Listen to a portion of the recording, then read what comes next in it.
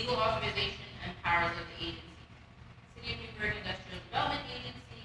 The agency is authorized and empowered by provisions of Chapter 1030 of the 1969 laws of New York, constituting Title I, Article 18A of the General Municipal Law, Chapter 24 of the Consolidated Laws of New York, as amended, the Enabling Act, and Chapter 577 of the 1982 laws of New York, as amended, constituting Section 913 of said General Municipal Law, said chapter and the Enabling Act being hereinafter collectively referred to as the Act.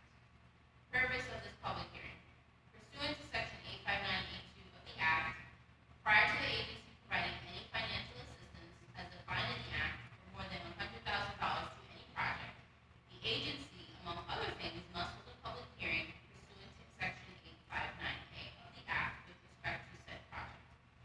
Since the proposed financial assistance to be provided by the agency with respect to the proposed project may exceed $100,000, then prior to providing any financial assistance as defined in the Act for more than $100,000 to the proposed project, the agency must hold a public hearing on the nature and location of the project facility and the proposed financial assistance to be provided by the agency with respect to the proposed project.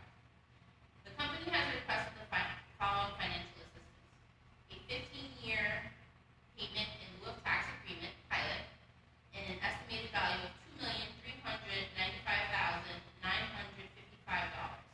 B, an exemption from mortgage reporting taxes at an estimated value of $212,310. And C, an exemption from New York State sales and compensating use taxes at an estimated value of $914,625. It is noted that the requested pilot is not consistent with the adopted uniform tax exempt policy of the agency. The agency has previously engaged a third-party municipal services firm, MRV Group, which assessed the proposed project and developed a written cost-benefit analysis which identified the following economic impact and benefits to the city of Newburgh from the proposed project. A, the construction phase of the project will create 35 direct and indirect jobs that generate approximately $2,862,830 in wages. B, the project will result in 25 jobs earning approximately $1,900,000 in wages on an annual basis. C, Orange County will benefit from an additional one-time sales tax revenue of $18,787 associated with construction wages earned during the construction phase and additional sales tax revenue of $220,955 related to new wages earned from permanent jobs. D, over the course of 15 years, the project will generate an increase of $1,652,754 in additional property tax revenue on the current taxes for Orange County, the City of Newburgh, and the City of Newburgh enlarged city school district. In addition, part of the financial assistance requested by the company includes a request to the agency, pilot request, to enter into a payment in lieu of tax agreement, the proposed pilot agreement, the terms of which will deviate from the existing agency uniform tax exempt policy. Pursuant to Section 8744 of the Act and in accordance with the policy, prior to taking final action on the pilot request for a deviation from the policy, the agency must adopt a resolution setting forth, with respect to the proposed deviation, A, the amount of the proposed tax exemption, B, the amount and nature of the proposed pilot, and C, indicating the reasons for the proposed deviation. At its regular meeting held on October 21st, 2024, the agency approved a letter setting forth in writing the reasons for deviation from such policy and notifying by certified email, return receipt requested, or an electronic correspondence with a red receipt the affected local taxing jurisdictions of the proposed deviation from the policy and reasons therefore. This hearing is also available to hear public comments from those affected local taxing jurisdictions regarding the proposed deviation.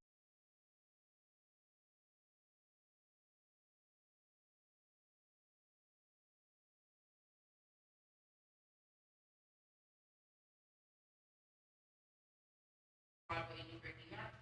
B, posted on January 23rd, 2025 on public bulletin board located at City Hall, 83 Broadway, Newburgh, New York. And C, published on January 26th,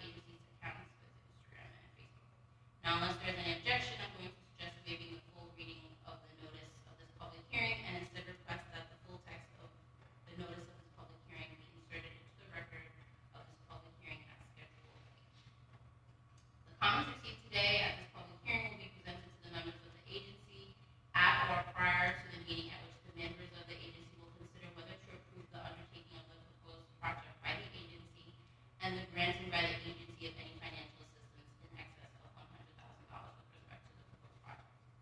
Written comments. The notice of the public hearing indicated that written comments would be addressed to Sharice Rickers, Executive Director of the agency. I have not received any.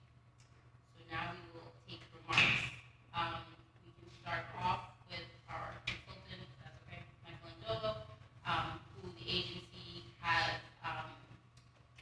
engaged to conduct a cost-benefit analysis and test the feasibility for this project. All right, thank you. I appear from behind the screen here. So you've heard this several times in the past about what exactly we do, but we feel it's important to say each time so that it gets into the record and so that you have a record of this being part of your deliberation. So, as you know, I work for MRB Group. Our clients are predominantly municipalities and agencies and municipalities. And I have done probably 400 plus studies at this point for all different agencies across the state, including ESD, NYSERDA, a bunch of different states, and across a wide variety of studies. So tonight we start with scoping. As a reminder, test of reasonableness is a financial analysis of the project's financial pro forma. And we're essentially asking two questions. Is the incentive necessary to induce the project, number one? And number two, is the proposed abatement too generous? Or another way to say that is the proposed abatement reasonable, adequate, but not anything more than that, right?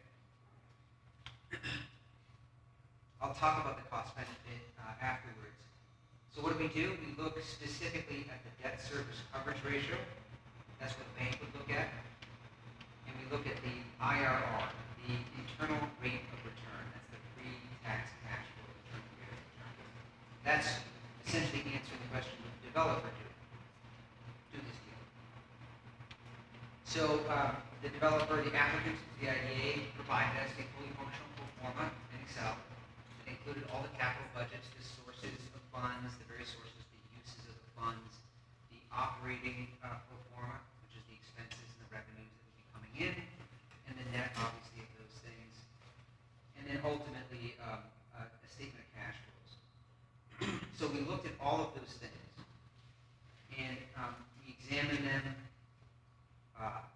against certain benchmarks. So this is one set of items that we looked at. These ones we specifically benchmark against market clearing rates, so what the interest rate is on the permanent loan. There was no construction loan separately identified in the pro forma. The loan to value, capitalization rate, that's at the end of the project if they were to sell it. It's a way to estimate the sale value of the project. Amortization period of the loan, debt service coverage ratio, and equity dividend rate. Equity dividend rate, for our purposes, is essentially the same thing as the internal rate of return. We also looked at what the developer was assuming for rental rates, and we benchmarked that against market clearing prices for industrial rather. What their expense ratios were, and then kind of ballparked the hard, soft, and other costs against other measures. Okay, so what we found is this in our investor survey from realtyrates.com for this type of product, right? Everything is product specific, so industrial property. That the equity dividend rate ranges in the marketplace today between 6.64% and 13.84%. And the average of all those surveyed is 9.88%. And this is the cap rate here as well at 9.43. So we modeled this based on the developer's assumptions that we vetted, and we came up with the IRR. The IRR fits within the minimum and maximum range. So essentially what we're saying is that this is an appropriate inducement from the point of view of the financial, right? And that it is necessary to move the project forward. All right? I will just say one thing, because there's a little nuance about this that's unlike a few other ones that you've already already heard from us before.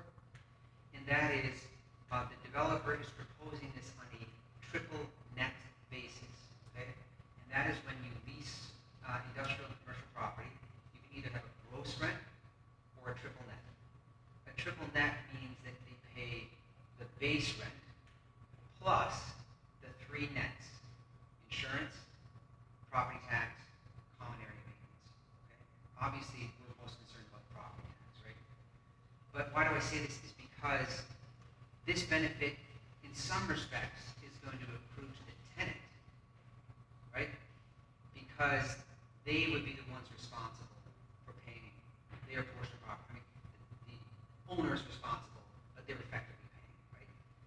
So, what we had to do is we did have to make one adjustment to, well, we had to make a couple adjustments, but the most important one was we basically figured out what is the equivalent gross rental rate to compare to the triple net, right?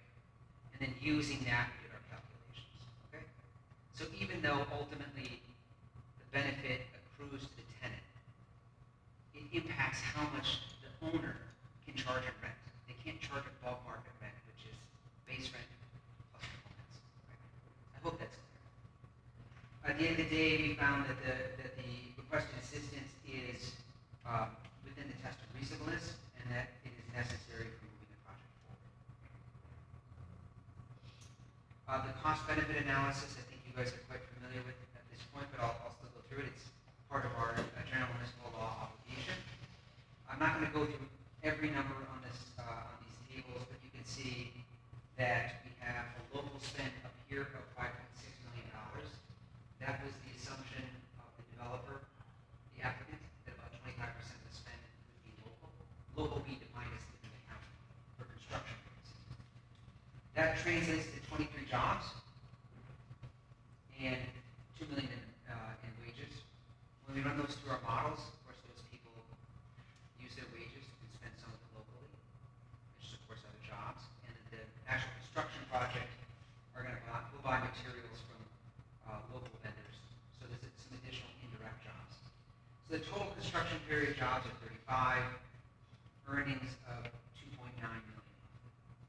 Once the project is built, we estimated roughly 20% full-time equivalent jobs at the site. Average salary for the industries that the applicant is seeking to attract to this area is about $80,000. So a total of $1.6 million annually would be the wage yield. And you can see those 20 jobs produce a total of 24, because we have 4 indirect jobs, for annual earnings of $1.9 million. And that's all just summarized in the same table to the left there. The value of the pilot abatement to the applicant, to the community, is $1.7 million. Okay? That means that there's going to be $1.7 million of tax revenue as a result of the project. The cost to the community is the difference between the unabated tax and the abated tax, right? So how much is the pilot exemption saving the applicant? And that's $2.4 million over that same 15-year period. Shear earlier read into the record the sales tax numbers that this would generate and the cost of the exemptions. If you look at on the right, we just summarize everything. And again, this is the format that the IDA is used to looking at. We have the total costs of $2.9 million, total local benefits of $6.6 million. So we have a benefits to cost ratio of 2.27. The second ratio is just the tax benefits and costs, right? So it excludes any wages being paid. In that case, it is 0.65 benefit to cost ratio. And that concludes. Happy to take questions if you have any. Thank you. We'll now invite the developer to come up and give his presentation.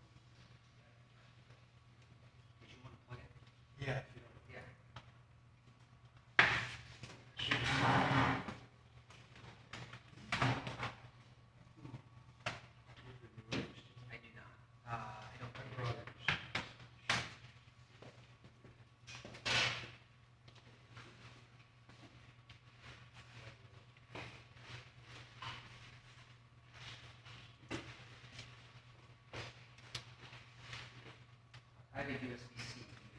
Yeah, I got it. HDMI, okay.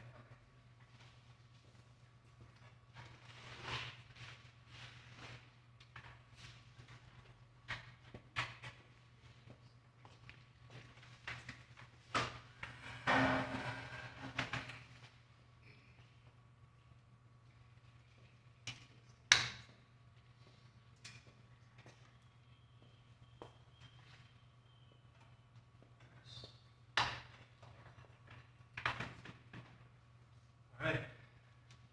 Evening, everyone.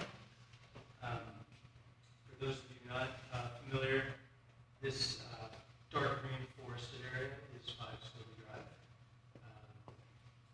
It's a 15-acre site that is owned by the IDA. Borders I-84 to the north, Umbra to the northeast, and the city's DPW site to the southwest. The IDA has now owned the site for 40 years. They first were transferred to the site in 1984 when the New York State Department of Transportation gave up plans to use it for a water on I-84. Before that, it had a more troubled past. It was the city's landfill from at least the 1940s until 1976. In 1988, the EPA came out and did a site inspection that determined that 5 Scobie very likely accepted sludge and other contaminated products from the DuPont Sulfur chemical plant nearby. So yeah, this is a contaminated site that the IDA has been looking for a developer to take on for several decades. So we got involved when you guys put out an RFP all the way back in 2020 now, which is kind of hard to believe, which we won. And we have been working through this long and technical brownfield cleanup program process since. First couple of years we spent getting admitted to the program, party to the existing BCA, but also going out into the field and testing both the soil and groundwater. We identified PFAS, which we were, I think, unaware of at the beginning. It's kind of notorious around here, at Stewart. So that kind of complicated our remedial work plan, but we worked through it with the DEC and a host of consultants, and ultimately submitted our formal remedial action plan in 2023. And these are like several hundred-page documents, super technical. And it was approved by the DEC last year. We have since submitted the final remedial design document to the DEC, but it's still under review. It's been delayed because of some new regulations that went into effect at the beginning of this year that called into question whether the wetland on the side of our property would be under DEC or Army Corps of Engineers jurisdiction. So we're waiting for that final decision. At the same time, in tandem, we've been working with the city's planning and engineering departments. I think we first attended a workshop back in late 2023, and have since attended several workshops and meetings and presented several iterations of our site plan, integrating feedback we received along the way. So we're eager to get our site plan approved, but we need to hold off until DEC makes their final determination. So here's a rendering of what we're proposing to build, which is a 125,000 square foot Class A industrial warehouse building. Here's another rendering.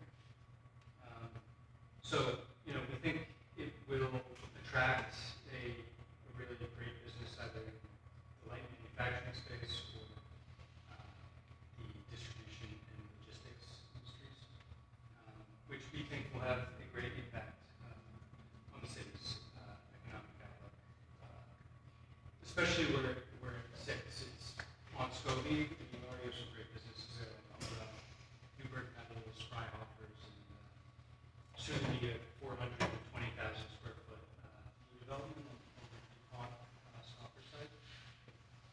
So we just think, you know, our project will just further enhance that Scobie Drive economic industrial corridor. And yeah, like Michael said, we're expecting the end user that ultimately occupies the building will create at least 20 jobs, and you know, we are fully committed to finding a tenant that's going to hire locally, hire from City of Newburgh residents. And excitingly, this project would also put a pretty major parcel on the tax rolls for the first time ever, as far as we know. So yeah, it's a job creator. It will, you know, boost the tax rolls, and it's also going to have a great impact on the environment, cleaning it up. So we applied for as Cher said, a pilot that deviates from the standard UTEP, and it's really because this site is a lot more costly to develop because of how contaminated it is, and the soft costs are way more, and then the hard costs of remediation are significant. And in addition to that, we found out we have to build the building on piles because the contaminated soils are soft. So we're adding several $1 million in additional hard and soft costs. Yeah, and I should note, because I'm sure it's a question, we will receive tax credits from the brownfield cleanup program, but they don't come close to offsetting the additional costs of that development. So yeah, thank you guys for your consideration. I appreciate it.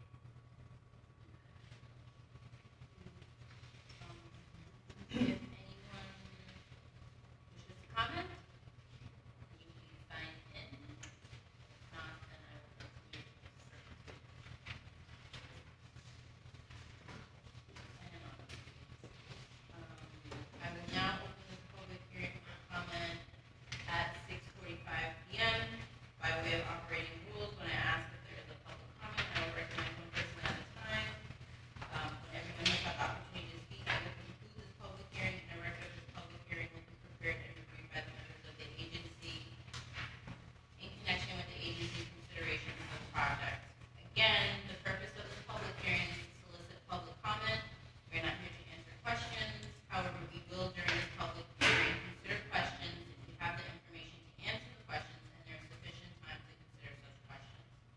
I will now ask if there's anyone in attendance who wishes to comment on either the nature and location of the project facility or the proposed financial assistance being contemplated by the agency with respect to the proposed project. For the record, please state your name and indicate in your comments on either the proposed project or the proposed financial assistance being contemplated by the agency with respect to the proposed project. I will go down the list as we have it here. So first, we have Robin Yan Pearson, who would like to speak.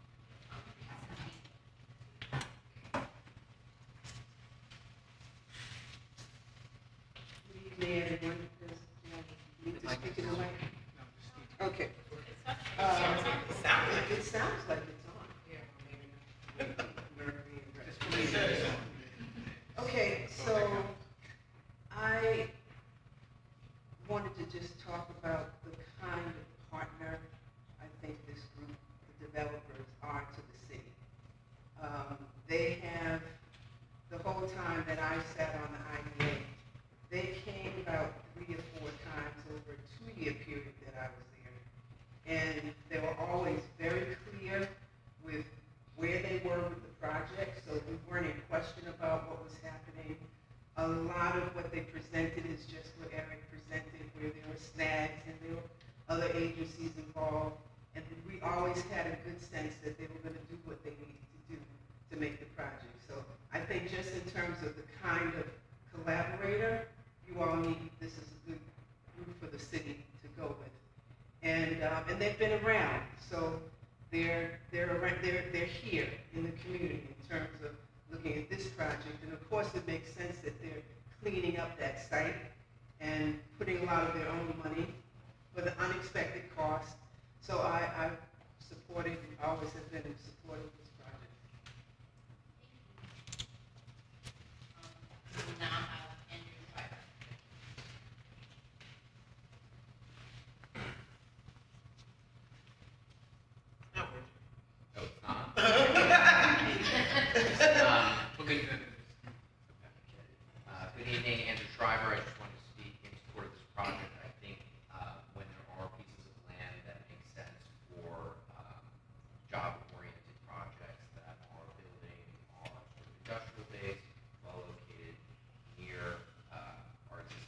transportation networks and provide the opportunity to remediate a site that has clearly been contaminated for many years. It's a wonderful opportunity to support a project like that. Certainly, that feeds into the need for housing as well. And so, here to say, of course, with this project. Thank you. Anyone else? Okay. After requesting if there were any further comments, I closed the public hearing at 7:17. Sorry, I said the wrong time. It's 6:45. It's 7:15. Closed this public hearing at 7:17, but it shall remain open for written correspondence for a period of 20 days after this date. Thank you, Virginia. We will now keep the same process for another project that we have called the Shaw Building. And we will commence with that. To be determined if the developer will be present for his presentation. Okay.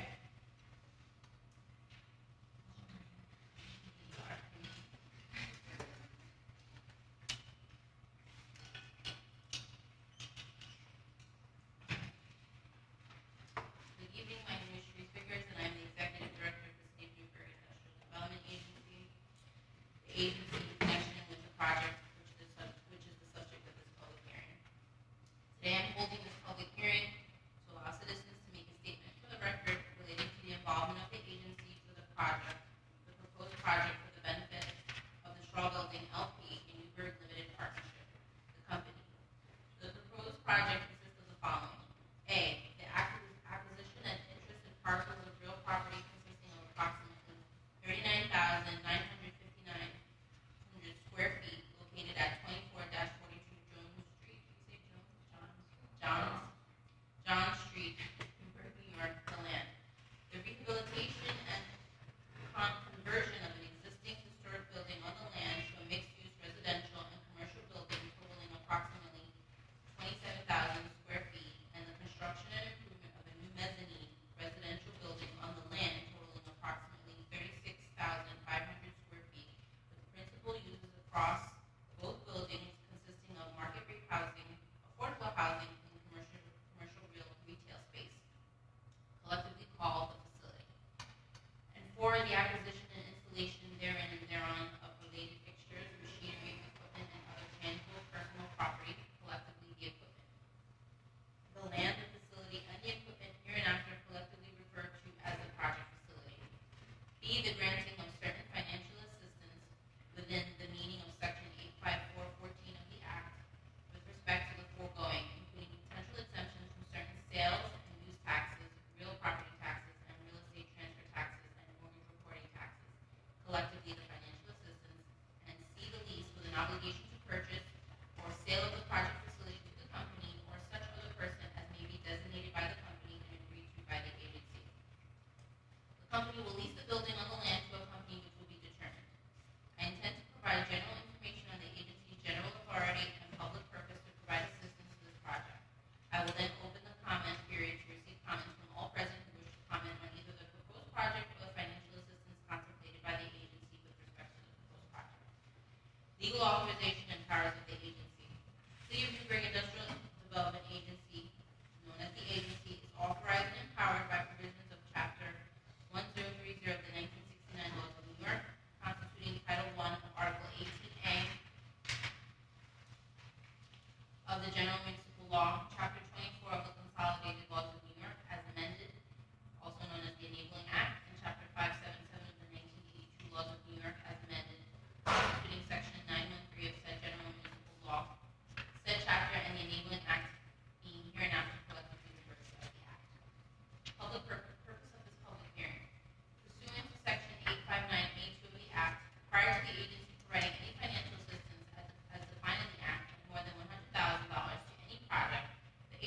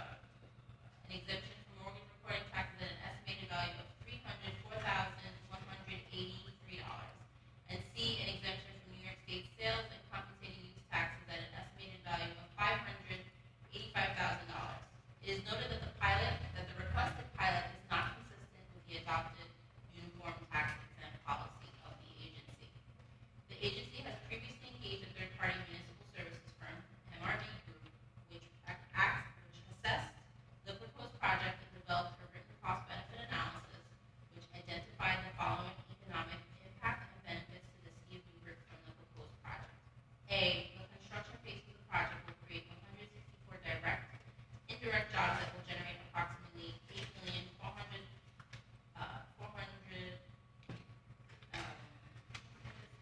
my numbers are going out.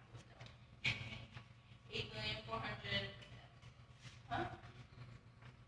Thank you, $8,411,546 in wages. B, the project will result in 16 permanent jobs earning approximately $648,100,010 in wages on an annual basis. C, Orange County will benefit from an additional one-time sales tax revenue of $55,201 associated with construction wages earned during the construction phase, and additional sales tax revenue of $164,107 related to new wages earned for permanent jobs, and additional sales tax revenue of $317,902 related to new household spending. D, over the course of the 15 years, the project will generate an increase of $683,358 in additional property tax revenue on the current taxes for Orange County, the City of Newburgh, and the Newburgh Enlarged City School District. In addition, part of the financial assistance requested by the company includes a request to the agency, the pilot request, to enter into a payment in lieu of tax agreement. The proposed pilot agreement, the terms of which will deviate from the existing agency uniform tax exemption policy, known as the policy.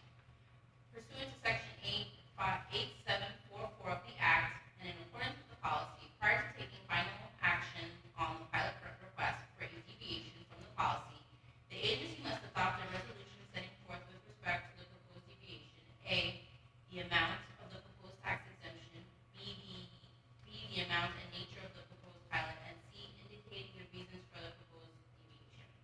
At its regular meeting held on January 22nd, 2025, the agency approved a letter setting forth in writing the reasons for deviation from such policy and notifying by certified mail return receipt requested or an electronic correspondence with a receipt that affected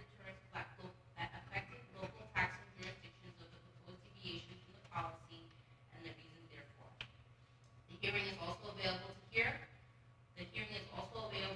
public comments from those affected local taxing jurisdictions regarding the proposed deviation from the project. The executive director of the agency caused notice of this public hearing to be A, mailed on January 23rd, 2025 to the chief executive officers of Orange County, the City of Newburgh, and the Newburgh Enlarged City School District; and B, on January 23rd, 2025, a public bulletin board located at City Hall, 83 Broadway, Newburgh, New York; and C, published on February 2nd, 2025 and February 6th, 2025 in the Times Herald Record and the Mid-Hudson Times respectively, newspapers of general circulation available to the residents of the City of Newburgh, Orange County, New York. In addition, the executive director of the agency caused notice of this public hearing to be posted on January 28th, 2025 to the agency's website. Additionally, the executive director of the agency caused a letter notified about the proposed deviation from the uniform tax exempt policy of the agency to be mailed by certified mail, return receipt requested, or an electronic correspondence with a read receipt on January 23rd, 2025 to the chief executive officers of Orange County, the City of Newburgh, and the Newburgh Enlarged School District. Pursuant to all notices, the public hearing scheduled for February 26th, 2025 was adjourned to tonight. In the interim, after the public hearing adjournment on February 26th, 2025, the executive director of the agency caused notice of this adjourned public hearing to be A, mailed on March 6th, 2025 to the chief executive officers of Orange County, the City of Newburgh, and the Newburgh Enlarged School District; and B, posted on March 6th, 2025 on a public bulletin board located at 83 Broadway, Newburgh, New York; and C, published on March 6th in the Mid-Hudson Times, a newspaper of general circulation available to the residents of the City of Newburgh, Orange County, New York. In addition, the executive director of the agency caused notice of this public hearing to be posted on March 14th, 2025 to the agency's Instagram and Facebook profiles. Now, unless there's any objection, I'm going to suggest waiving the full reading of the notice of this public hearing and instead request that the full text of the notice of this public hearing be inserted into the record of this public hearing as Schedule A. The comments received today at this public hearing will be presented to the members of the agency at or prior to the meeting, at which the members of the agency will consider whether to approve the undertaking of the proposed project by the agency and the granting by the agency of any financial assistance in excess of $100,000 with respect to the proposed project. Written comments. I did receive written comments.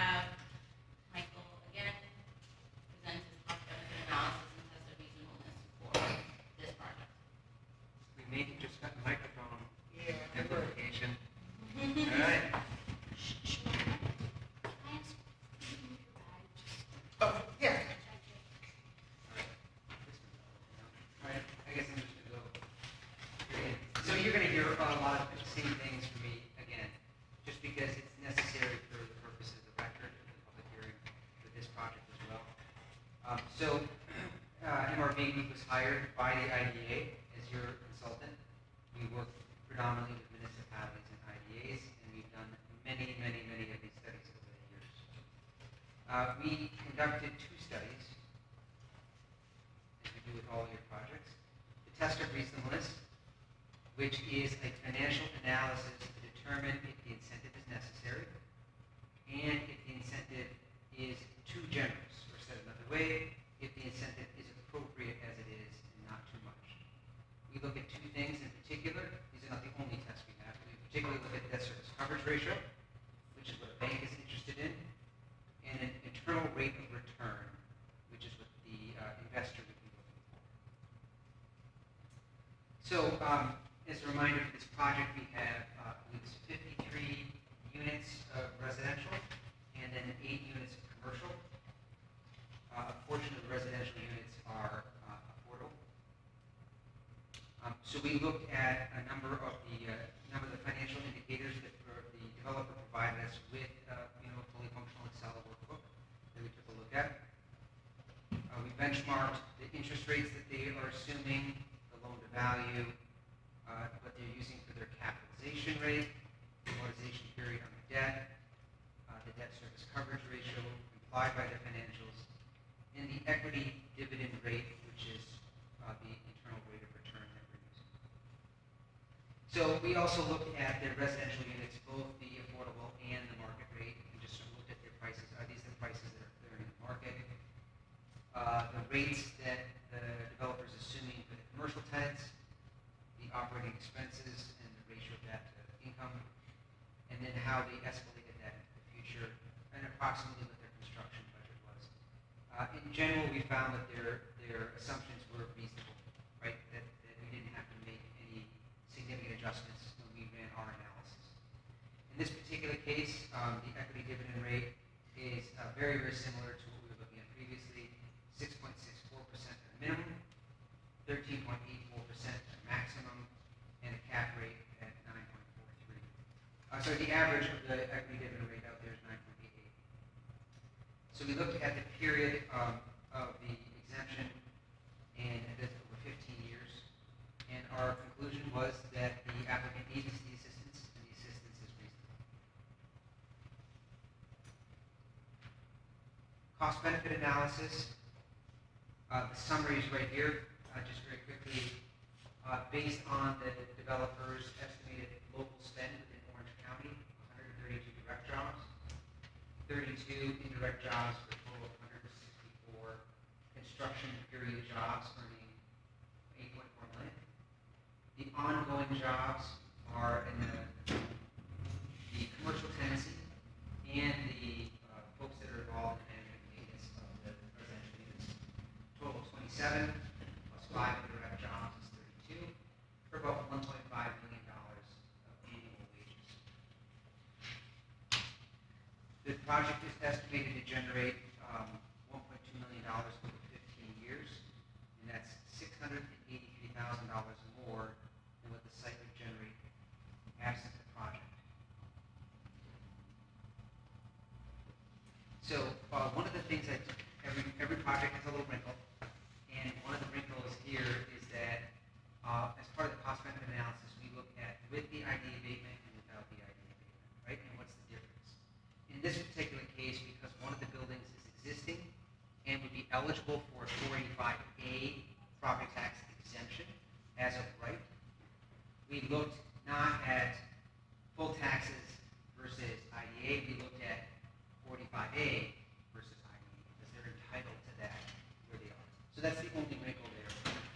The cost of that, using that assumption, and that's just for one of the buildings, the other new building did not get the 45A, is $2.5 million over that 15 years. That's what we use for the cost benefit. Share read many of these things in the record already in terms of the fiscal impacts in the short term and the cost of the exemption. I will just say what we're representing here for the sales tax exemption, the mortgage reporting tax exemption, it's just the local portions of that, right? Because we're looking for the local costs and the local benefits for this table, right? So the numbers that Share gave with all of the exemption, not just the local portion. So you can see again, up here is the local costs, the local benefits, including wages and taxes, and then just the tax benefits. Sorry, just the tax benefits for the project. You can see the ratio of all benefits to cost is 11.5, and the tax benefits to cost ratio is 0.42. Happy to take your questions if you have any. Can you just clarify the wrinkle tax, just so that everybody understands? Yes, sure. What is that tax? So for properties that are within the 45A district, right, if you have an existing property and you convert it into mixed use, specifically residential and another use, you're entitled as of right to a 45A tax abatement, which means you don't go in front of the IDA, you don't go in front of the city, you just go right to your tax assessor and say, I'm eligible for 45A. This is why I'm eligible. They apply that exemption. It's a very generous exemption, by the way. It's 100% of the increase in value for the first 7 years, I believe. I think that's what it is. And then 75, 50, and 25 after that. And that only applies to existing buildings, not new builds, right? So when you take an existing building in the district and you renovate it for mixed use for mixed use use. And how much above is the pilot being requested than 45A? I don't have that specific, the overall difference between the pilot, between the property taxes with the pilot and the property taxes without the pilot. I don't have the figure right now. I can get it to you afterwards for just the 45 building. Because there's two buildings. One is subject to 45A, the other one is.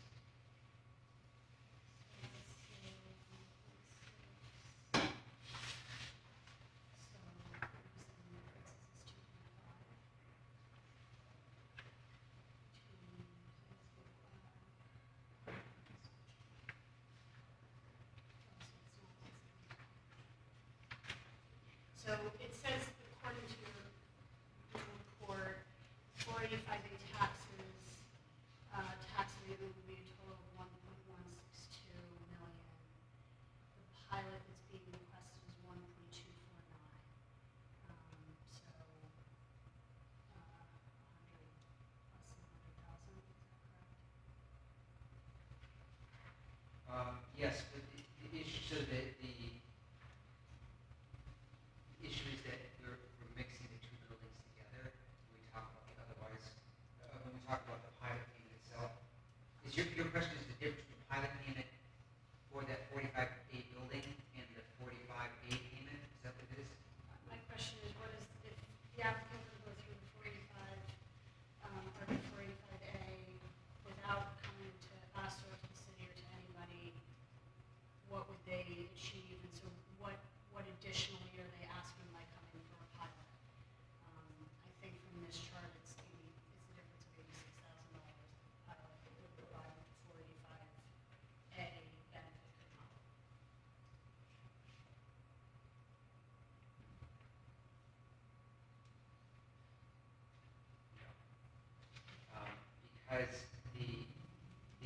Because I see the number that you're looking at. You're looking at a total pilot payment of 1.249, Yes.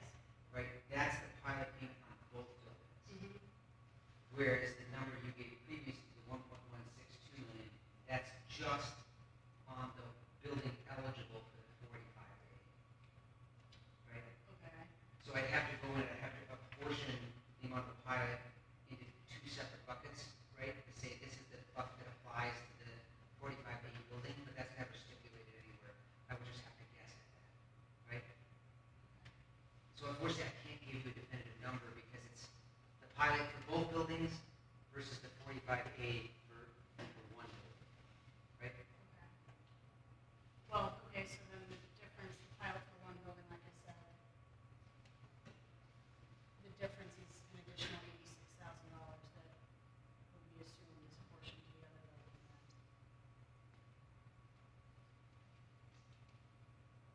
Okay. Sorry, I don't follow. I apologize. I'm just trying to figure out what the difference is between the applicant not coming to us or to the city and what that would be versus what they are coming to us. Oh, so yes, so the cost, so that's what this number is.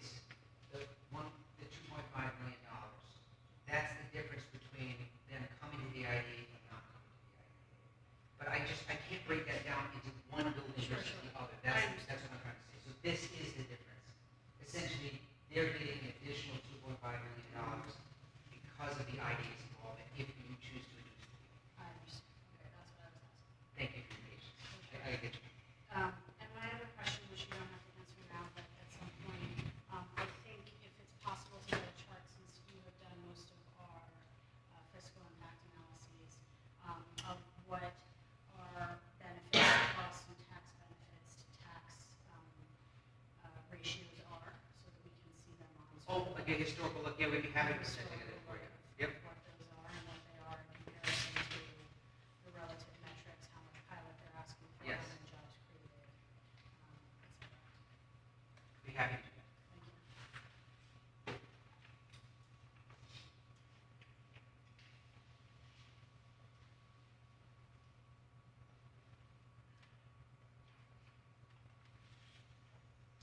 If no more questions, then we will invite developer Jake Kai to come and present. Is there somebody who can the presentation she is already see that?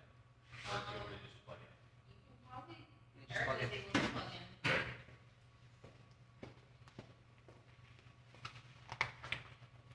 Do you have HDMI port or C? USB-C. Yeah, I got that.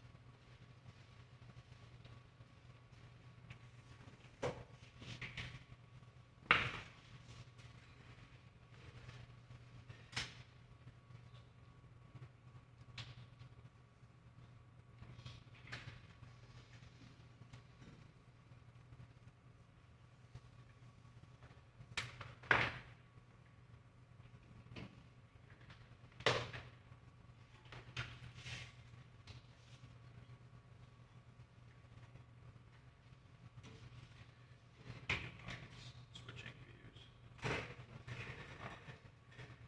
Looking at my data, it's like that.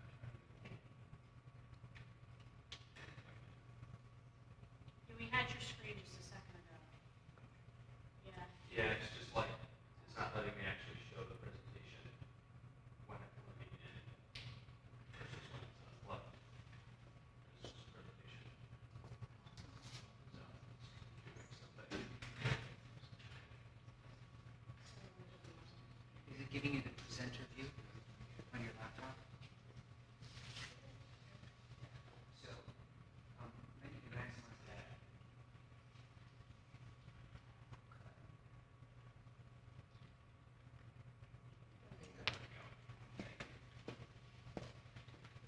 Like your cost benefit analysis and So we give that man a raise. Okay, thank you guys for having me. I don't think the mic works or that I really did. Fantastic, good to be here. Sorry, I just showed up right before the presentation started. They closed down the Palisades Highway on the way out. I was stuck in a bunch of cars. Excited to share more about the Shaw Building. I think, the idea board, you guys have seen a lot of what I've had to say, and so this will be more for the benefit of those who haven't seen it. I will keep it brief, but this is a presentation on the second phase of a two-phase development project. Phase 1 being Lobs at the Foundry, phase 2 being the Shaw development across the street. The vision for this building has always been to acquire it and redevelop it after the execution of developing the Foundry, and we purchased this in 2020, December 31st, so right as the year ended, and have been taking it through the pre-development process over the last year or so. Now that it's the right timing for us to execute on the development. It's a 60,000 square foot mixed-use project. There's two buildings on a single lot, so it's a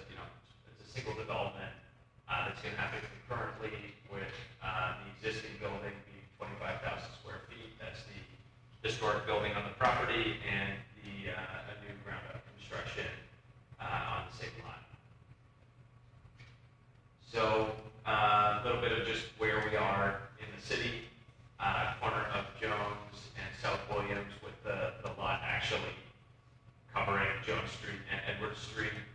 The project was looking to break ground very soon, as early as we can, which will probably be fall of this year. And we estimate that it will be finished probably no more like Q1 2027 rather than Q4 2026, just as some time has passed. And yeah, when it's done, it will be 53 residential units, and then restaurant space, some artist studios, and a gym. This is a breakdown of how it splits up in terms of square footage. The main benefits for the community and for the city is going to be some additional amenities, helping to bridge basically the walking corridor from Liberty Street down to the waterfront. There's not really much on South Williams there that's there for like pedestrian access other than a sidewalk. And then you're going to have a lot of residents who are now living within that corner, 1 block radius of that corner. So providing some things like a restaurant, some artist studios, and a gym will be accessible for everybody who's living there, not just people who are living in the building. 5 of the units are going to be designated as affordable housing at 80% of AMI, and that's been done through no HDR program, but only through our interest in providing mixed income housing. So we're not getting direct subsidies or funding for that, but we know that it's important to have housing availability for across the income spectrum. So one of the artist studios will also be subsidized, and the way that those are going to be set up is for maker space that's also retail space. So you'll have a studio that you can create in, and then also you can then sell your wares from. And part of the conversation we've had with different people in the artist community is that having that kind of make-sell opportunity was exciting for them, because otherwise, you have somewhere to make your space, but then if you don't have somewhere to sell it, that's a second problem. So they could help have dual purpose spaces. And we've also set up a preferred housing partnership with the Montefiore Hospital. So they have expressed a hard time of having housing for residents, as in like medical residents who are there at medical school or doing post-medical school full licensed doctors, but they need housing, and they're currently putting their residents in Mount St. Mary's College and the dorms. And so this was expressed as a better alternative option than doctors living in dormitories. This would be a way to have space for doctors to live here.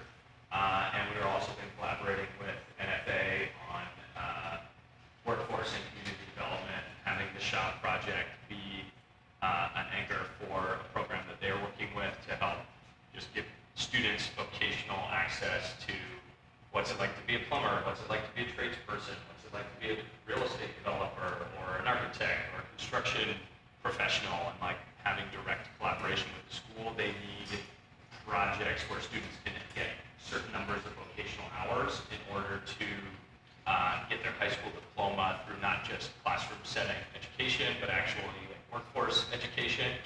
And the SHOP building will be a project that collaborates with them on getting students access to real vocational training. So that's something I'm really excited about that will all roll into, if we're able to build this project. These are some of the direct community benefits for the city of Newburgh. In terms of, layout, we're in a housing crisis, so just adding more units in general is helpful. What I love about this is we're not replacing any residents in order to build this housing. And that's also been something that's important to us. We're going to be adding 10 studios, a number of 1-bedroom apartments, mix of 2 bedrooms and 3 bedrooms. A lot of this unit mix was informed by the units that leased the most quickly at the Foundry, and that was an indication of what kinds of units were in high demand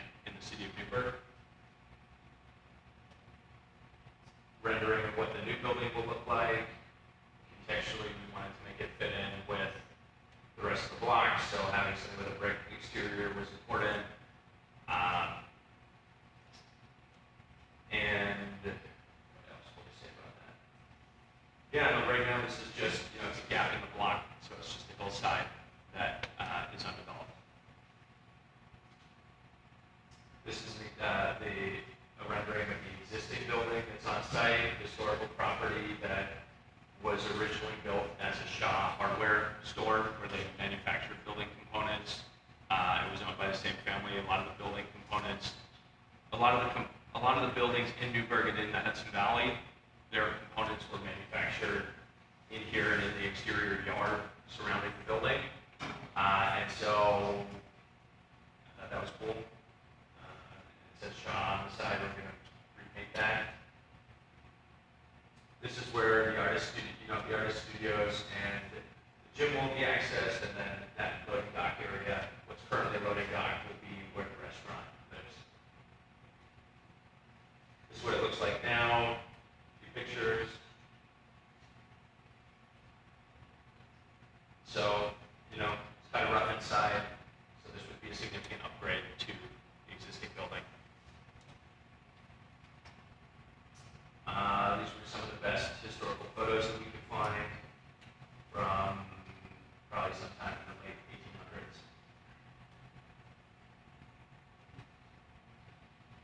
1800s. We talked about a bunch of this, so I don't want to spend too much time. But I guess the ask here is really that taking this project to the next level significantly increases the revenue for the city through additional property taxes. So even with the pilot, what we're proposing is additional revenue to the city from what the building is generating now. That will be over $1 million of additional revenue over the life of the pilot. So I've always tried to propose things to be like as much of a win-win situation as possible, and in as much consideration of the fact that the city needs additional tax revenue. And so proposing something that wasn't going to provide more tax revenue than what the city was getting today, I wanted to propose something that where the city was getting more revenue than we're today, so everybody wins. And at the end of the term of the pilot, then you've got a permanently expanded tax basis. Payments would be over $300K and growing in perpetuity. So that's a pretty significant additional revenue item for the city. And we'd be able to, through the life of the project, generate a number of new construction jobs, 132 direct jobs, 32 indirect jobs, and the additional wages would be about $8.4 million in wages. And then more permanently, once the project is completed, 32 permanent jobs and $1.5 million in annual wages. And just estimates that this project would bring in $2 million of additional household spending, where the city of Newburgh would capture some portion of that just from people living here and shopping locally.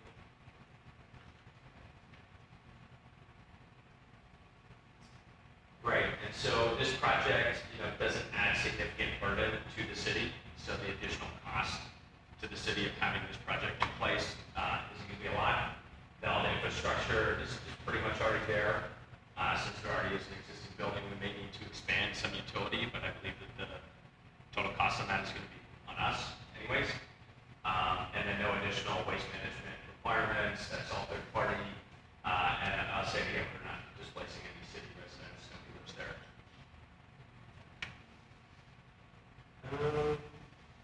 A bit about the team. We're mostly focused on hiring local where we can. Local or at least directly regional. So you have our team, Management Properties, that's the development. CZ Driggs is a local design company that's got an office space and warehouse space in the Shaw Building now. Bergen Moss is across the river. Paso Row is in Newburgh. Smith Hudson is in the Hudson Valley. And they may or may not build it. We're still finalizing that decision.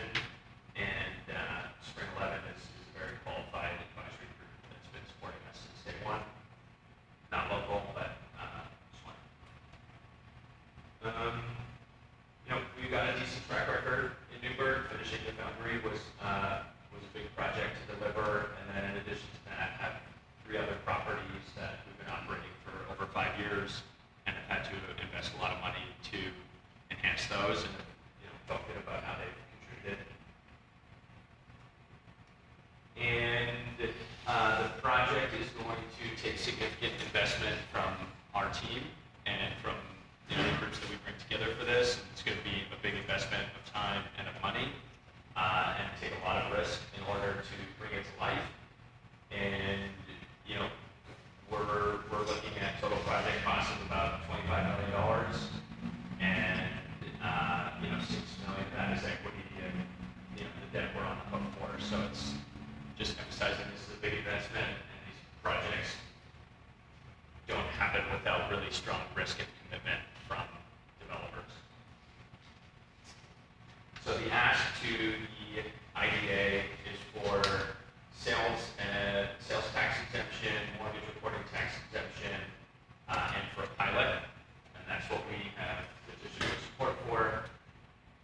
I think that, yeah, this is showing basically if we, based on the current assessment, I think that this has already been kind of explained, of what the benefit looks like that we're asking for compared to the assessed value of the property today versus the pilot, and then incremental increases in tax or increase in revenue for the city.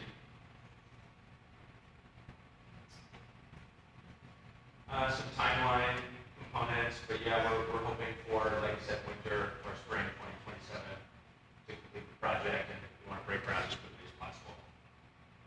So, yeah, we're really only asking for exactly what we need to get the project done and to fill a funding gap, and would love the support of anybody who wants to support this project and thinks it's the benefit of Newburgh and the support of the IDA. It means a lot to get something this done. So, thank you. Thank you. Is there anybody who plans on making a comment? Just your project? Raise your hand. Save me a whole part. You do plan, okay. Let me just read my portion and then I'll call on you. I will now open the hearing for public comment at 7:57 p.m. By way of operating rules, when asked if there is a public comment, I will recognize one person at a time.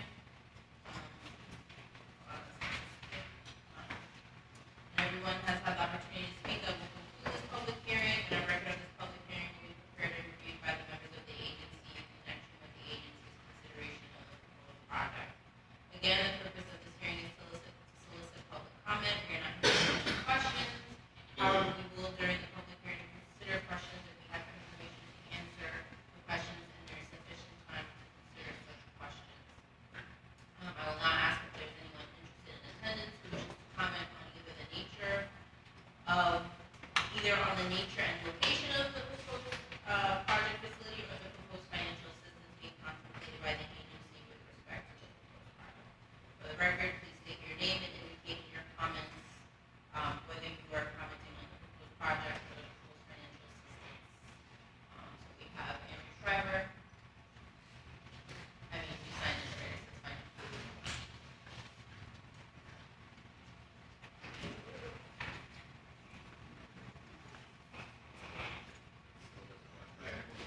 Oh, it works now. Andrew Schreiber, having worked with Jake, his partners in this deal, I can attest that they are experienced operators.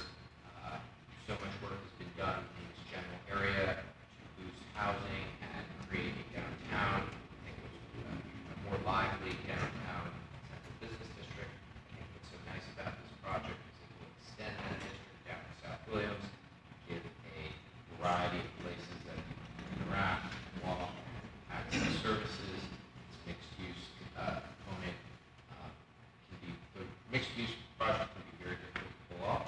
So when they present themselves and have a robust collection of sources of funding, it's a great opportunity to realize a project of that nature. Certainly, its preservation component and new construction component are unique. A wonderfully built project, certainly a wonderful opportunity to provide additional housing options and retail options in our downtown. Thank you. After requesting if there are any further comments, I will conclude this public hearing at 8 p.m., but it shall remain open for written comments for a period of 20 days after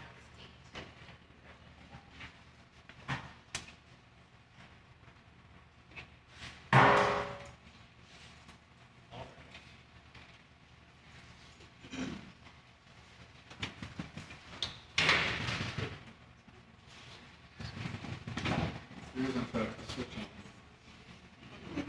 All right.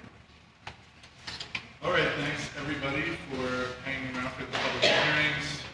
We can move on to item 5, reading and approval of minutes from the previous meeting.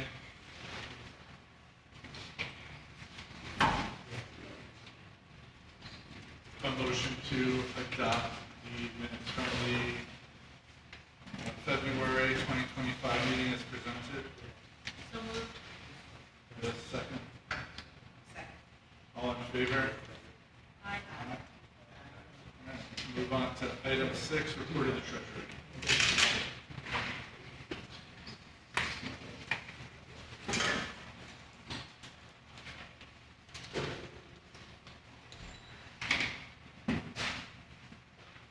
So starting with the account ending in 2847, the operating account.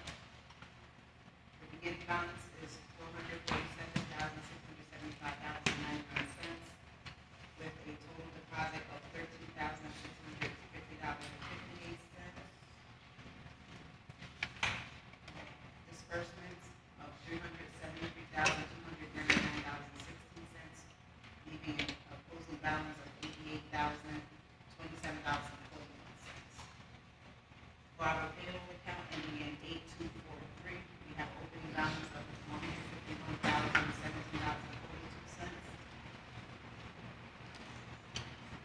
With a payroll expense of $9,317.07, with a deposit of the interest of $362.36, having a closing balance of $132,062.71. In our applications form ending in 2855, we have an opening balance of $14,151.44 and a closing balance of $14,151.44. In our lesser tenant account ending in 2863, we have an opening balance of $2,523.74 with the interest deposit of $6.29, having a closing balance of $2,530.03.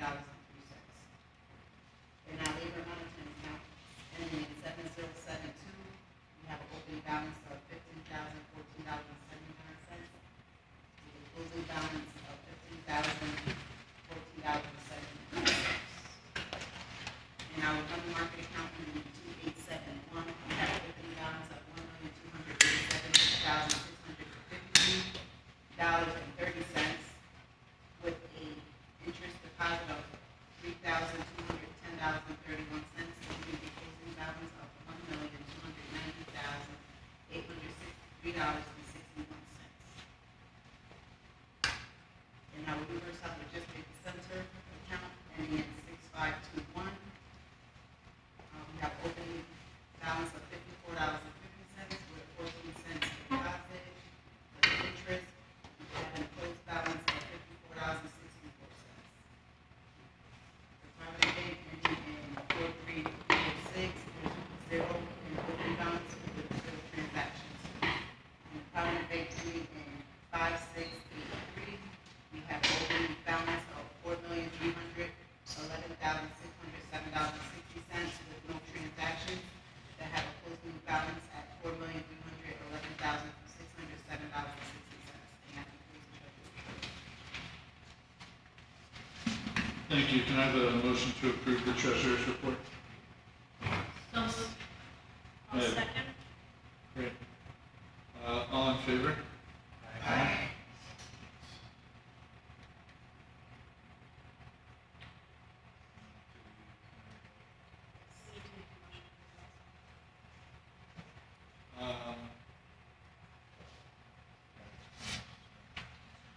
Motion to approve the payment of bills for February 2025. So moved. Second?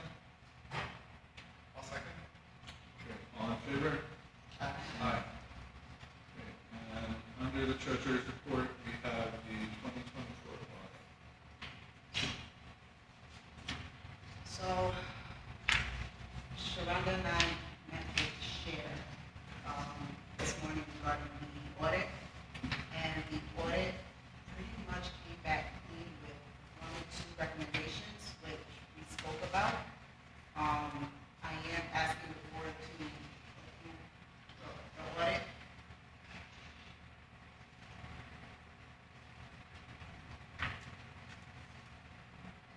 Are there any questions or discussion items from members of the board on the 2024 audit? May I ask what the recommendations were? One of them was there was some little QuickBooks where there were, some old entries that had been corrected, so they just asked for that training.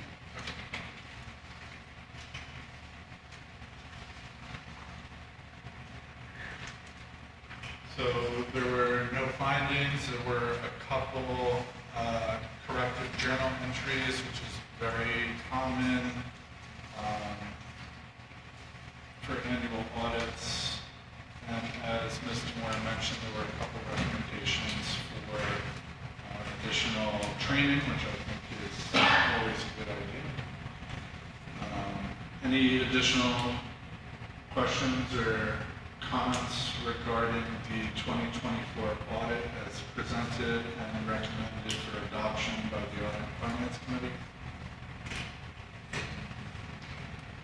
Hearing none, I'll ask for a motion to adopt the 2024 audit as presented. So moved. Is there a second? All right. Do you want to do a roll call for We the have that as a election? resolution later on, it's usually just presented. Right, you should do. You should do. Okay, great. We'll roll right to the chairman's report. I will extend grace to everybody this evening. I don't have much of a report that I want to share. I do just want to thank the developers who attended the public hearing. These are two excellent projects and really go a long way to show how the city is creating an economic development environment that is attracting people regionally and beyond to invest in the city. And it's an exciting time to be in Newburgh and be a resident of Newburgh. So I just want to thank those folks for their interest and investment in the city. Moving on to Council's report. It shouldn't take too much time, so I just have 3 matters to address. First matter is with respect to the Newburgh South Logistics Center, which is a project that's already been approved for financial assistance. We are working with the company's attorney in terms of closing this matter. They have closing documents, so we should be on track to close this matter before the end of this month. The second matter is 191 Washington, which Bob McLaughlin spoke with you about at the last meeting in terms of another project that was previously approved. Again, we're working with them on closing that matter out for financial assistance. So early April will be the time frame for closing that transaction. And last but not least, it's one of your matters for new business is the cell tower lease extension. So we did receive the lease amendment from the Crown Council in terms of for approval for the board. So in terms of that, again, it would be a renewal of the cell tower lease for a term of 25 years. There is an early option right, so after 10 years you can terminate for your own sole discretion. Upon the execution of this third amendment, the agency will receive a one-time payment of $20,000. The other terms will continue, so in terms of continue to share the revenue that is earned from the cell tower rentals, we'll also continue to get that as well. We did make sure to add in, even though the lease already had it, we did make sure to add in additional language about maintenance obligations at their sole cost and expense. Again, if they don't follow through, you do have rights within the lease to where you can open the default, terminate the lease, etc. So there are protections in place if they don't follow through on obligations. But those are the 3 matters that I have to report. Any questions? Question, and actually I think you answered it, but I don't know if you need to specify in the resolution. Let me just see if I'm looking at it. Sorry. Yeah, you did say that there was a fee, a one-time fee of $20,000. It doesn't say in the resolution that in addition to the fee, they're continuing to pay rent. So I wasn't sure if they were just paying this one-time $20,000 fee for the option to continue in that sale or if they were continuing to pay rent. So if all of their other lease terms hold, we need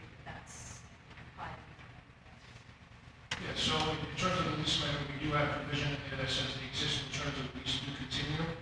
So in addition to this one-time payment, the existing terms that is already in place in terms of that United does receive a portion of the revenue that they gain from cell tower rentals, that does continue for the legal terms.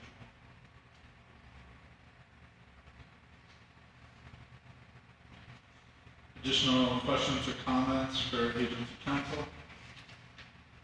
Just a quick comment, I do really appreciate the maintenance that was added in, so thank you for coming and put it into a resolution.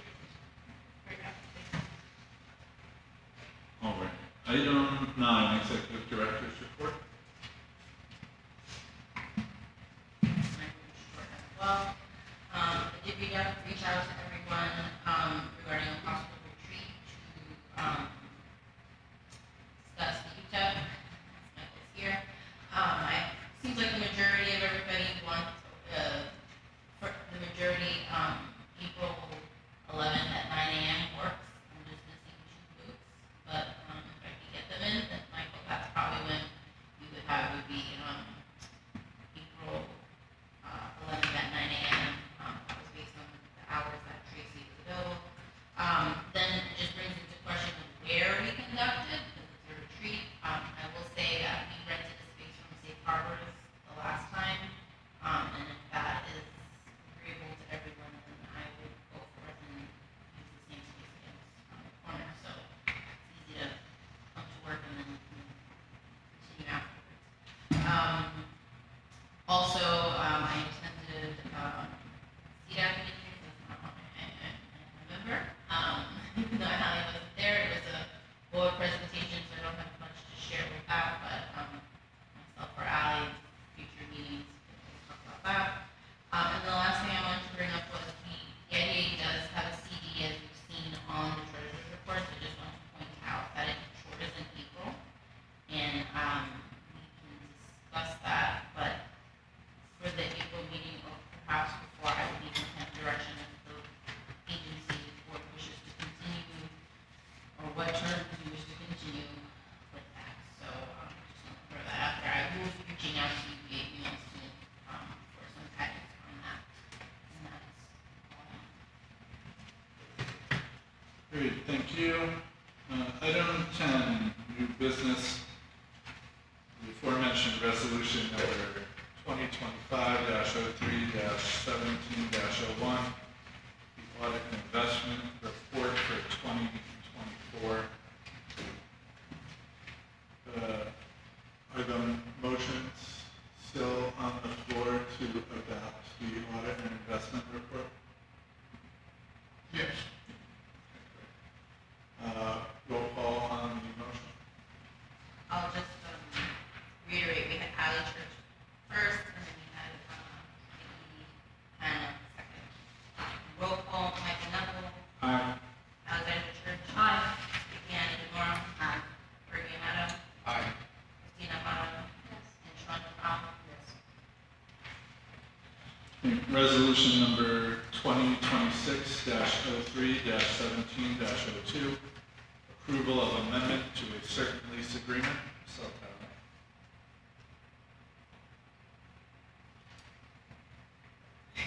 Again, this is with respect to the extension of the existing cell tower lease with the third amendment, as I mentioned in the council report. In terms of the terms, will be for an additional 25-year period. We do have an early termination right after 10 years. With this extension, you will receive a one-time payment of $20,000. The other terms of your lease will still continue for the term, and you do have maintenance, additional maintenance, not additional, but maintenance protections for the agency. If they don't follow through, you do have rights under the agreement to hold them in default and exercise termination and continue to default. So the purpose of this resolution, would be to authorize the cell tower lease extension, which should become effective immediately upon approval. All right. Thank you for that. And I'd like to echo Ms. Church's comments. Thank you so much for working to amend this resolution, and we present it to the board for consideration and adoption. Is there a motion to adopt resolution number 2026-03-17-02? Do we have a second? Second.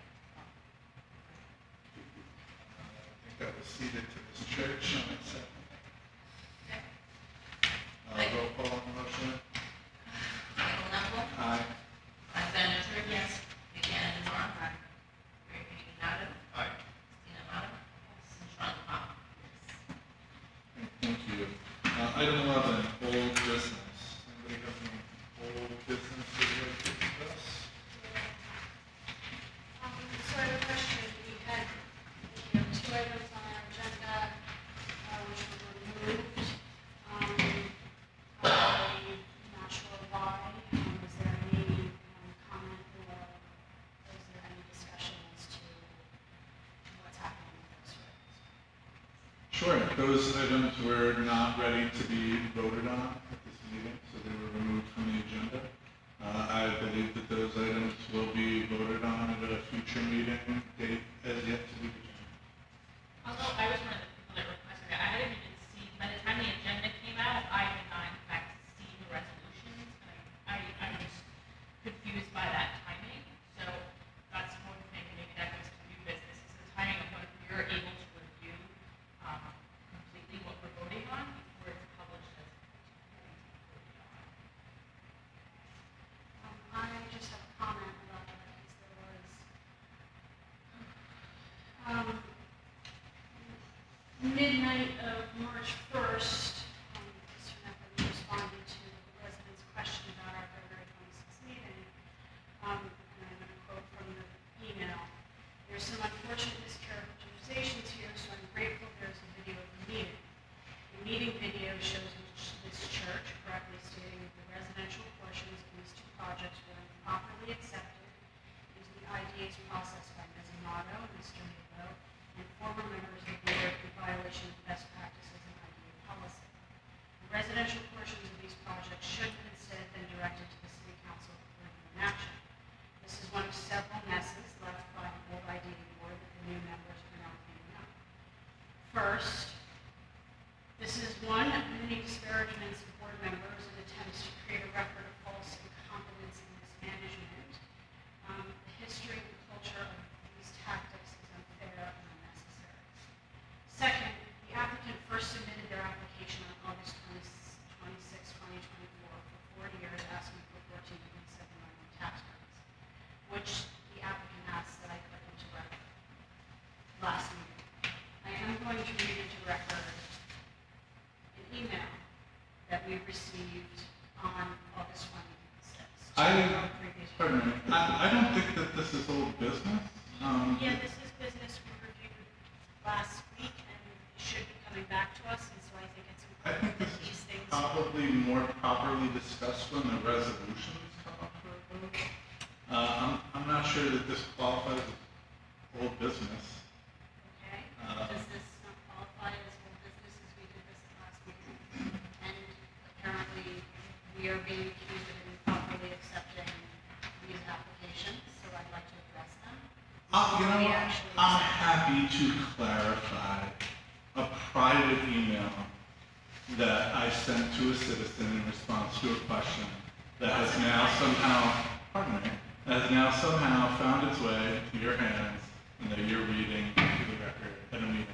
I am glad, nonetheless, that I'm provided with the opportunity to address this matter. The IDA should not have accepted this application into its process. I think that is very clear from past practice and the UTEP. Why it was accepted into the process, I don't know. I have yet to be appointed to the board. Same is true from my 3 compatriots here. Can I finish my comment, please? You sure can. Because I'm You going to may. answer your question. Sure. An email on the same August 26th when we received this application. Good morning, everyone. I received the application from Andrew for 1 Lafayette. Upon reviewing his application, I see that Andrew is requesting a 4-year pilot. I let him know that I did not think that this was something the board would consider. He indicated that the project was exceptional and that the 40-year term should be considered as expressed in his cover letter. He also spoke to Marlon this morning, who was our previous chairman, who echoed my same sentiments. As a result, he's going to the mayor to discuss the possibility of the pilot. However, in the meantime, I would like for you all to be aware of what he was asking. It is quite possible his application will not be ready for discussion at the September meeting. Bob then responded, which I won't belabor, but I would like to address this other applicant's requested to be heard by City Council email continues, and I'm sorry that you're frustrated with me reading it, but it wasn't just to a private resident, it was to the entire city council as well. I'm It is actually interesting. not frustrated with you reading it. I just think it is ridiculous, Okay. non-germane to the meeting, not old business, and is more appropriate for discussion at a later time. I'm not trying to stifle discussion. I'm trying to direct it to an appropriate channel and avenue. But please proceed. It is interesting that Ms. Amato, after inappropriately accepting these projects into the IDA's process, repeatedly violated by voting in favor of moving them through the process, discussing the projects favorably during half a dozen public meetings, and having unfettered opportunities over the prior 7 months to ask questions about these projects, has suddenly reversed course and adopted a position of hostility that includes attacking the integrity of the project applicant and members of the board. Also, per your comments in the February 26th meeting, this application has been in front of us for 6 months, and these questions could have been posed at any time via email or via public hearing that happened this month. The applicant submitted a revised application requesting 30 years at the beginning of October 2024 for a request of $10.8 million in tax credits. The cost-benefit analysis was done on October 15th, 2024, which MRB discovered the $3 million in profits being directed to the developer, which has been rescheduled to go towards paying taxes. After which the applicant resubmitted a revised application on December 4th, requesting a $7.2 million tax credit. The new cost-benefit analysis and test of reasonableness were performed. A final revision to the application made on December 12th. At our December meeting, the board voted to hold a public hearing on this application, including your vote, for which we had a public hearing at our January meeting. A commentable application was not before us until December 2024. It has not been before us for over 6 months to vote. This is the due diligence process. At our January meeting, I asked at the very beginning of the meeting if you wanted our comments on the application, and you said you didn't, and we had a separate chance to comment at the next meeting. You asked for proof, and it is currently on the meeting recording that I said that. Third, per an email from you to a neighbor dated January 20th, 2025, a frontline item for this iteration of the IDA board is to increase transparency and responsiveness of the agency. Why would we ask these questions to the developer over email when we have been counseled not to have important board conversations over email, per ABO policy, and per your own admission of transparency? Additionally, in the midnight March 1st email, you say, she also appeared confused about the details of previous projects she approved that substantially deviate IDA policy. It was a series of head-scratching moments that poorly represented the city's efforts to attract development and build on the undeniable recent progress won by the city council. I've been on this board since March of 2019, and am in no way confused about my stance, my comments, or my votes on these projects and applications as an IDA board member and separately as a community member. Let me be clear, I am in favor of development on underutilized and derelict pieces of land within the city, highest and best use development. I'm also in favor of pilots. They are a tremendous tool that the city is lucky to have the ability to utilize to incentivize commercial development, jobs, and net positive tax rates to further help stabilize the city budget. I join the board for that very purpose. My comments are legitimate as a board member and a community member. These projects may be legal and allowed within their respective funding guidelines, but it does not necessarily make them right for Newburgh and New Burghers. These may be right projects for these spots, but does it fit in with what Newburgh's IDA mandate and IDA benefits are? Again, IDAs are supposed to give out benefits in exchange for creating jobs and net positive tax rateables for the community. To give a project a leg up if it would not otherwise be able to develop here. To become a sustainable member of the job and tax-paying community. It was not mandated to provide pilots for housing and projects with very little jobs, nor to boost developer returns, stretching guidelines to gain profits while taking equal developers' fees. Nor is it to give pilots in perpetuity. They will always need to pay half taxes and not phase back on the tax rates, but still have 100% of impacts that the rest of the community will have to shoulder. The the applicant's $9 million in momentum funding has not been awarded and is not even on the list of accepted projects. You said, again, there are a lot of red herrings. Can we all agree the state needs to do a lot of work when it comes to housing policy, when it comes to housing financing policy, but those are not the problems that are within our grasp to solve tonight, and certainly not within the four corners of the application that Mr. Schreiber has submitted? I respectfully disagree. My question is the following. Before us, we have an approved applicant who is building 6,000 square feet of commercial with 25 full-time ongoing jobs and 70 units of housing, who will be paying approximately $500,000 of taxes in year 14 of their pilot, versus a current applicant who will be paying about $455,000 of taxes, so a little bit less than the $500,000, for 145 units, twice as many units, 11,000 square feet of commercial less, and only 14 full-time jobs, which is half. How are we not approving projects on a level playing field? How do we assure this at the assessor's level, and how do we assure this on our and the city council level when reviewing approving projects besides digging into these items and asking these questions? Additionally, and even more troubling, I've heard three things that are very significant to us reviewing these applications. One, that the developer keeps multiple sets of books and the version sent to the assessor was different than the I'm going to go ahead and stop you right there.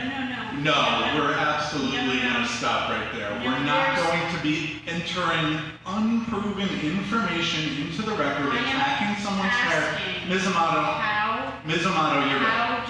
You're absolutely done. This is ridiculous. Where is the line in my email? You are proving every word that I wrote. Why? Enough.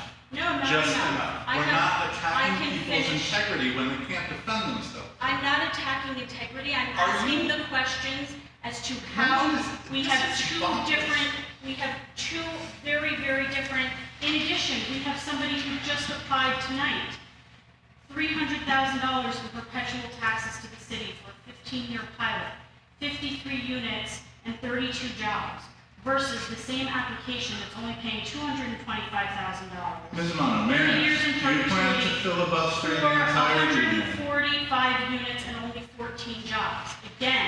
Again, even more troubling. Imagine that. Every Even application more- is different. Okay, but the amount of benefits that we give and that we are able to give based on taxes and benefits should not be different. Should be on some sort of level playing field. And that's really very, very much a problem. There is a level playing field, and it's called a cost-benefit analysis and a test of reasonableness. And it is done for every project before this board. Okay, so let's not pretend that we haven't been on the board and we just woke up today. Okay? There is a process. Okay, so It how has do you been explain followed. the differences? I didn't submit the applications. Okay, I review the applications. It's not my job to explain the differences in people's applications that they submit to the board. Okay, I have a further question then. Further, and I think even more troubling, and to the point of this particular project, this applicant has been telling, including our staff, that he single-handedly saved the IDA and handpicked the 4 City Hall employees appointed to the board. This is No, this is very, ridiculous. this is very relevant. It's actually not relevant, it's Yes, it is. conjecture. You're, No, it's not, because all right, two of our motion city- to No. adjourn. Let me finish my comment. This is your thing. You No, hold the no. floor, you filibuster, you I'm not gaslight, filibustering. you These are really engage in very, very, conjecture. very important things to bring Okay, up. and you're also Because this patently particular, false and this untrue. particular applicant, by his own admission to our board member, to our staff, said he handpicked these members, is actively looking for pilots from the Which staff IDA, member? and Which has staff shown member? direct Ms. Motto, instances. which staff member? He told it both to Cher and to Bob, and you can ask both of them directly. I think you can ask them I directly. did, and that's how I got this Well, information. why don't we wait In until- addition, in addition to other people in the community. So my question as a board member is, and as residents have been asking me, why are we approving and even reviewing applications of an applicant who has admitted to these things? I am being asked by neighbors, and especially after comments at the last city council meeting about obvious conflict, not independence, misalignment of priorities. IDA and city council interests should be very closely aligned, and by trying to assert that I or Gregory or previous board members don't have the city and our community's best interest in decision-making is a hard argument to win. A stable and viable city budget, community availability of jobs, and direct and indirectly the means to help quality of life issues is the purpose behind the IDA, and of course, 100% the responsibility and purpose of City Hall and City Council. It's actually If not creating the tax purpose of the dollars, IDA. if creating tax dollars and equally preventing frittering of these tax dollars is not both of our problems, then there's a problem. Thank you for allowing me to ask these questions. I And didn't hear a again, single question. Yes, my question is, why are we reviewing these applications if it was very clearly stated that we improperly accepted them and that it is in violation of best practices of the IDA? Well, it's quite interesting. Again, you can refer to my email that you're only raising these questions now, 6-7 months into the process. No, I detailed, we did not have an application to review, to comment on, until the last application was submitted in January. That is patently untrue, because you can go to the recording of the last meeting and you referenced first application, Yeah, which first you application was also August. referenced here. Yes, which the Okay. developer also said, why do you have that application? And wanted me to put it into the record. So, Ms. Amato, we were not given an opportunity to comment, and I asked when our opportunity to comment was, and we did.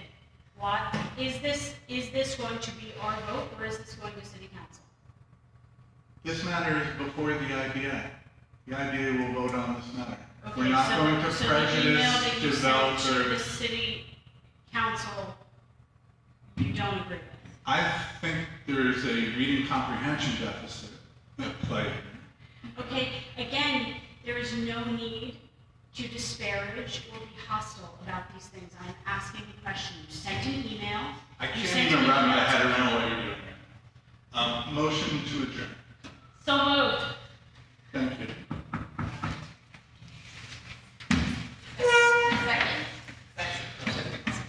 Second. Second. I'm sure there's a third and a